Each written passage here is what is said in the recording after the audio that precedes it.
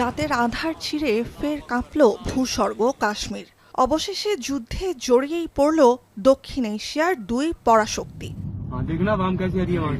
উপত্যকার পাকিস্তানি অংশে বুধবার প্রথম প্রহরে রাত 1:45টার দিকে হামলা চালায় ভারতের সশস্ত্র বাহিনী।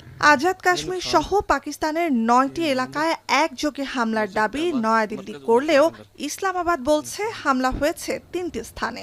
ভারতের এই হামলাকে কাপুরুষোচিত আখ্যা দিয়েছে পাকিস্তান। পেহেলগাম সন্ত্রাসী হামলার প্রতিক্রিয়ায় 15 দিন পর অপারেশন সিন্দুর নামের এই অভিযান ভারতের। নয়াদিল্লির দাবি, যেসব স্থান থেকে সন্ত্রাসী হামলার পরিকল্পনা ও নির্দেশনা আসত, কেবল সেসব স্থানেই আক্রমণ চালানো হয়েছে।